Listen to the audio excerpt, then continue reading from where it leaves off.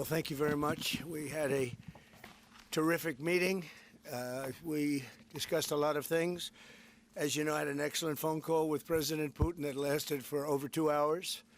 We discussed a lot of points, and I do think we're getting a lot closer, maybe very close.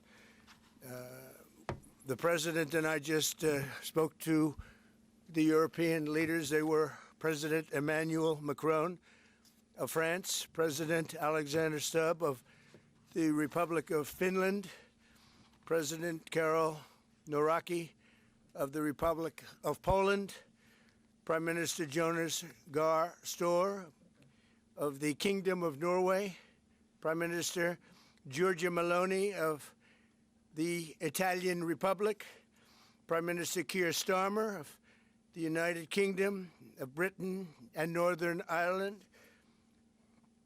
Chancellor Friedrich Merz, the Federal Republic of Germany, Secretary General Mark Rutte, the North Atlantic Treaty Organization, NATO, President Ursula von der Leyen of the European Commission. We spoke to all of those great leaders. They're all great leaders. And we had a great talk with them after we were completed. We thought it was appropriate to speak with them.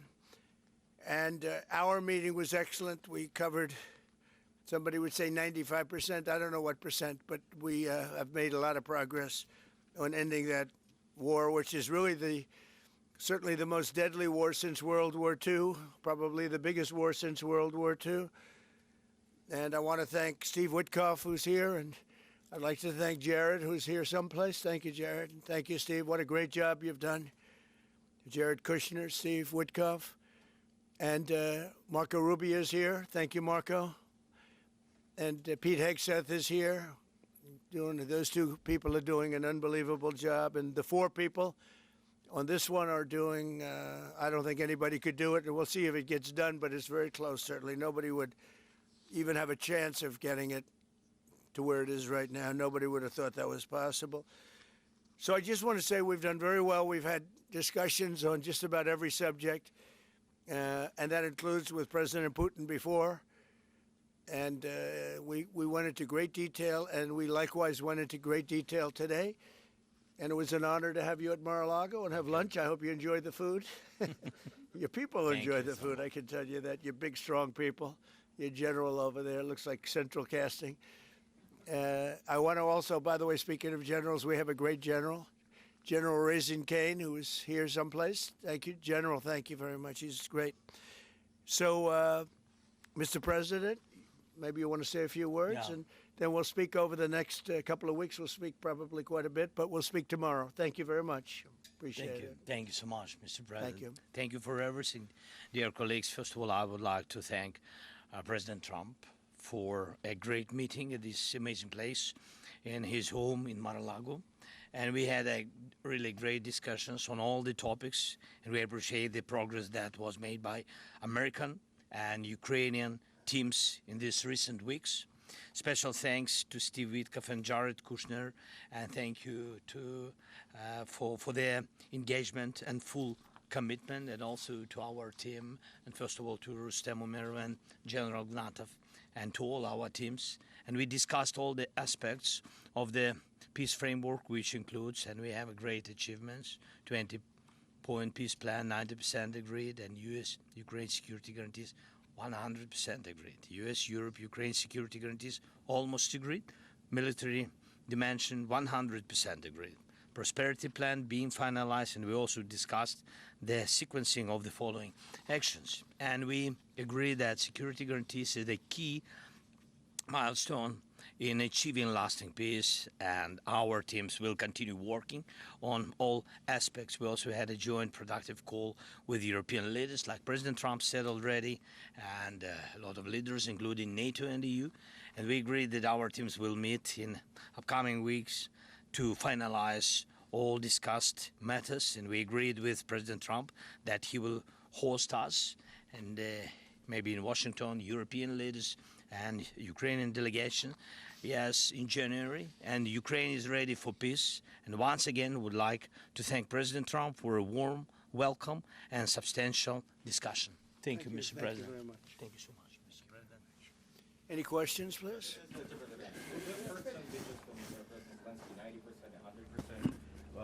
The U.S. Ukraine security guarantees. What number are we at right now? Well, I think look, you can say 95%, but I don't like to say percentages. I just think we're doing very well.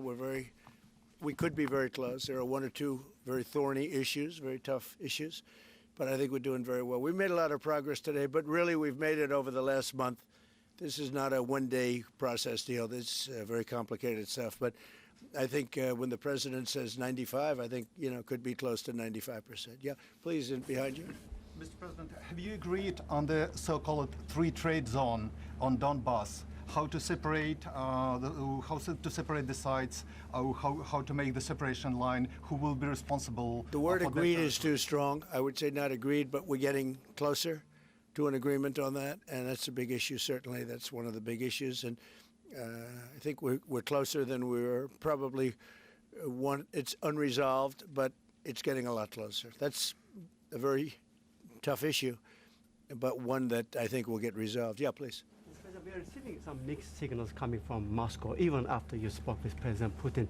Can you assure us that you have received written or any formal response from them? Well, what was the issue? You have to tell me. What did they say? So they are telling that Ukraine has to give up Donbass. Just very recent statement coming out. Well, that's what they've been asking for, and there's a dispute about that. So they're going to have to iron that out. That's an issue they have to iron out. But I think it's moving in the right direction. Can you repair or delay the solution or peace agreement that you try to achieve? If something doesn't happen? You mean if something doesn't happen? Yeah, go ahead. May I ask? No, go ahead. You were going to finish your question. Will there be any step that the United States be prepared? Well, we'll take? see. Look, we'll see. But I don't want to talk about that because I think we're getting pretty close. Yes, please. May I ask the President of Ukraine Please. about territorial question. Mr. President, what is your take on Donbas status? Are you prepared to see it as a free economic or demilitarized zone? No, we spoke about 20 points plan, and I'm happy that really our team's very close to results, and I agree with President Trump that our teams worked not one day and not one week, more than 1 month, beginning from Geneva, then 2 meetings in Miami, then we had Berlin, and now we have Mar-a-Lago. So this is a very difficult question. You know our position, so it's, we have to respect our law and our people, and we respect the territory which we control. And of course, our attitude is very clear. That's why President Trump said this is a very tough question. And of course, we have with Russians different positions on it. And have you discussed referendum about? No, when we speak about referendum, we spoke that it's one of the key. We can have referendum on any kind of points of this plan. I said that we can use referendum like for the plan, or we cannot use referendum. It's one of the key. We can use, this possibility of Parliament to vote according to the law or to have referendum. Doesn't matter. This referendum, if the plan will be very difficult for our society, very difficult, of course our society has to choose and has to vote because it's their land, the land not of one person, it's the land of our nation for a lot of generations. They'll probably have to get their plan approved by Parliament or by referendum of the people. You would think that I know they had a poll that it's 91% in favor of ending this war, so they want to end it like everybody wants. Russia wants it ended, everybody wants it ended, and we want it ended. I want it ended because I don't want to see so many people dying. We're losing massive numbers of people, the biggest by far since World War II. So we want to see it ended, absolutely. President Yes. Trump, you said at the top that you plan to speak again tomorrow. Is that correct? I might. It depends on what happens tomorrow. If there's an additional something to add, otherwise there's no reason to. We're in the process. Jared and Steve are working very hard to get something done, and if there's something that comes up, I'd speak, but otherwise I don't think there's any reason to. In your mind, sir, what are the thorniest issues still unresolved after the? Well, I think the land you're talking about, some of that land has been taken. Some of that land is maybe up for grabs, but it may be taken over the next period of a number of months. And are you better off making a deal now? Look, let me tell you, they have been very brave. They fought very hard and continue to fight very hard. and do tremendous damage. But Russia would like to see it end, and Ukraine would like to see it. And I think it's time to end. And a lot of very brave people, a lot of people that are dead right now, unfortunately, because I've said, and nobody's disputed it, that if the election weren't rigged and stolen, 2020, you wouldn't have had this war. It would have never happened. And it didn't happen for 4 years. Never was even thought to happen. And I spoke with President Putin. I got along with him very well, despite the Russia hoax, which was a total hoax. He used to say, what is going on over there? But it was a total hoax, as he knew and as I knew. But I spoke to him, and we'd talk about Ukraine. I've said it before. It was the apple of his eye, but he wasn't going to do anything about it. He didn't do anything about it until I was gone, and then a lot of really bad statements were made by people, by a lot of people, I guess, but by a certain president that we had who was a disaster. Yes? Do you anticipate going to Ukraine if you can get to an agreement? And I know I'd you have no said problem earlier, with doing it. You know, I have no problem with doing it. Don't anticipate it. Would like to get the deal done and not necessarily have to go. I've offered to go and speak to their parliament. And, you know, if that would help, I don't know if that would help. I think it would probably help, but I don't even know if that's... You're welcome. Yeah, no, I know. Always. So I'm not sure that it would be really necessary, but if it would help save 25,000 lives a month or whatever it may be, I would certainly be willing to do that. Yeah, please. No, behind you.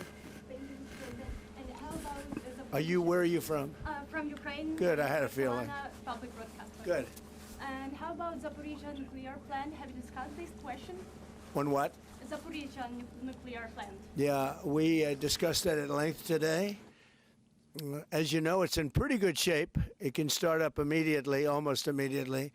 And it's one of the things I discussed with President Putin. And they were talking about the nuclear plant. That's probably the biggest in the world, just about the biggest anywhere in the world. Can you believe that? And President Putin's actually working with Ukraine on getting it open. He's been very good in that sense. He wants to see that open. And he hasn't hit it with missiles, hasn't hit it with anything. It's a big danger to do that for everybody. But they're working together to try and get it. It can open very quickly. It's in pretty good shape. And the people there have been there for years. The people there running it. You know, they have 5,000 people in that plant. Can you believe it? I learned that today. 5,000 people. It's the biggest plant of its kind in the world. And they're working together to get it opened. They could maybe get it open quickly. That's a big step when he's not bombing that plant. It's a big step. you in the readout from Moscow, they talked about the creation of some working groups that Yes. would be set. Can you tell us about what those working groups Sure. would entail? And also, if you wouldn't mind, what is the message that you will give to Putin when you speak to him after your meeting? So here? the working group is going to be composed of Steve Witkoff, Jared Kushner, General Raisin Kane, Marco Rubio, and a few other people that we're going to be putting onto it. I think Pete Hegseth should be in that working group. He knows the territory very well. He's been fantastic at what he's doing. And they may add one or two people. And likewise, Ukraine's going to have some very good people that were at lunch today that enjoyed the lunch today a lot, more than they thought, right? But do you want to say who may be on your working group? Yeah, we now, as I said, that we work with Steve and Jared. We worked our Rustem Umerov and also Deputy Minister Gislitz and also General Ignatov, and they will continue work in this group. And of course, if we will go further, and I hope that really we will have decisions in January, as I said, about all these documents, 6 documents, and of course, we will continue work on this, so they know what to do. Yes. And that working group, by the way, importantly, will also then be working with Russia, okay? Because to work with ourselves doesn't really solve much of a problem. So they'll be working with Russia. Yeah, please. Mr. President, you said this morning you weren't a deadline guy. How long do you think it'll take to get this last little bit, as you say, finished? What are we talking So about? if it went really well, you know, maybe a few weeks. And if it went poorly, longer. And if it went really poorly, it's not going to happen. That would be a shame. There's that chance also. You know, it's possible it doesn't happen. But, you know, in a few weeks we will know one way or the other, I think. But if it went really well, but it could also go poorly. I mean, you know, we could have something where one item that you're not thinking about as a big item breaks it up. Look, it's been a very difficult negotiation, very detailed. It's funny, I settled 8 wars. Some were going on for 35 years, and we got them settled in a couple of days. Some of them, one was going on for 37 years. I settled it in 1 day. But this is a very complex one. What the bad? No, I think we'll get it done. I don't want to say when, but I think we're going to get it done. Yes, ma'am. Mr. President, you in the past have suggested a trilateral meeting between both Presidents Putin and Zelenskyy. Right. Is that something that is also on the docket? I see that happening, sure, at the right time. I saw a very interesting President Putin today. I mean, he wants to see it happen. He wants to see it. He told me very strongly. I believe him. Don't forget, we went through the Russia hoax together. And he'd call me, I'd call him, I'd say, can you believe the stuff that they're making up? And it turned out we were right. They made it all up. And despite that, we didn't get into wars and we didn't get into problems, but we weren't able to trade very much or any of that, which was a shame because, you know, a lot of success could have been had by trading with Russia. They have great land, great minerals and other things, and we have things that they want very badly. But the Russia hoax, which was a terrible, made-up, fictional thing by Crooked Hillary and by Adam Shifty Schiff and bad people, sick people. They made it up. It was all a made-up hoax. But it kept us really from dealing with Russia, kept Russia dealing, you know, from dealing with us. So, but despite that, we got along. And I don't know, I think we're going to get there. I know him very well. I think we're going to get there.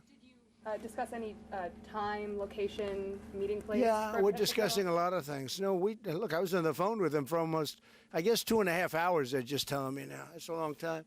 We discussed a lot of things. We didn't talk about the weather. We weren't talking about what a beautiful day it is in Palm Beach, Florida. Yes. President Zelenskyy mentioned maybe a meeting with European leaders back in Washington. Would that be in the next few weeks? Well, in Washington or someplace, yeah. These leaders that I just read, these are great people. You know, they've spent a lot of money on helping Ukraine. And look, they're doing it for themselves also, meaning their country, because Ukraine's a very important country for them in particular. For us, it's very important. To me, it's the lives. You know, we're thousands and thousands of miles. We're protected by a thing called the Atlantic Ocean and lots of other places, to be honest. And they're not, you know, they're right there. But we're working together with them as we should be. But I'm doing it to save lives. You know, we're not spending any money. Biden gave $350 billion away. And the president was nice enough to give us a contract to take out rare earth and things. So we'll see how that all works out. We have a contract, but we appreciated that. He was very good. But we'll see how that works out. But if you think about it, we're going to have. I really believe we're probably, Mr. President, by far closer than ever before with both parties. We had some times when he was close and President Putin wasn't. Then we'd have President Putin was close and he wasn't. You saw that in the White House. But I think they both want to see it happen. In your conversation with... You're saying that you've said multiple times that you want to stop the killing. And nearly 100 American citizens died in Ukraine on the battlefield. Yeah. What's your message to their families whose loved ones died fighting for you? Well, look, I mean, the message is so obvious. It's what a shame. They died in a foreign country. And some are celebrated people. They're very celebrated. But so sad that a thing like that would happen. Yes, ma'am. Obviously, security is a major issue for the Ukrainians. Right. Did you offer any promises, any assurances today? Well, I did. We want to work with Europe, and Europe is going to take over a big part of it, as you can imagine. You know, they're right there. But we're going to help Europe 100%, like they'd help us. Yes, ma'am, you were going to say something? Yeah, I was just going to ask, when your conversation... Who are you with? Andrea Shala with Reuters. That's what I thought. Yeah. So in your conversation with President Putin, did you discuss what responsibility Russia will have for any kind of reconstruction of Ukraine post an agreement? I did. They're going to be helping. Russia's going to be helping.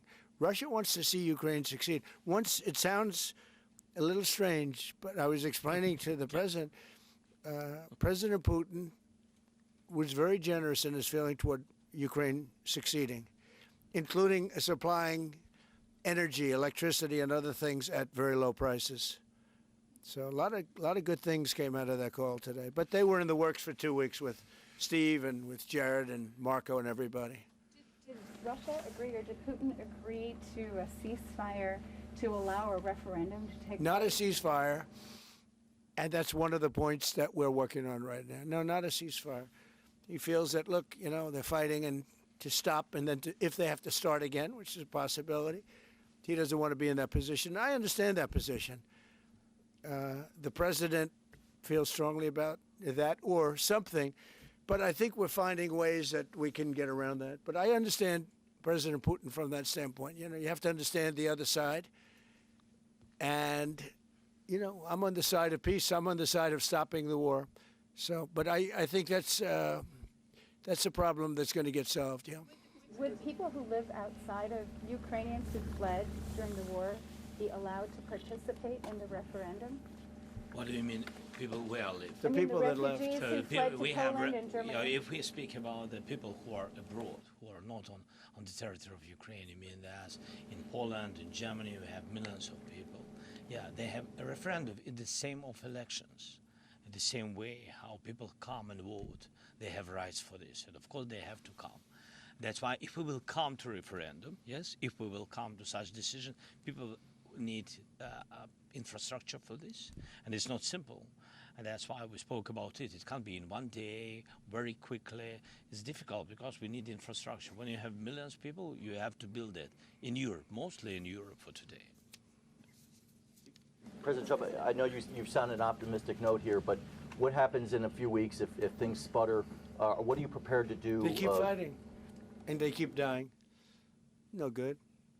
But if things don't happen, they keep fighting, and they keep dying. And we don't want that to happen. He doesn't want it to happen. President Putin doesn't want it to happen either. Okay?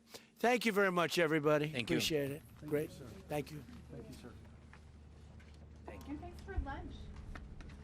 I don't know. Was it a good lunch? Yes, sir. There's no lunch. He walked in. He said, "This place is gorgeous." I don't think he wants to go to the White House anymore. That's the problem. I'm ready to go to the White House. I know. Yeah. It is. The White House is a very special place, and so is this.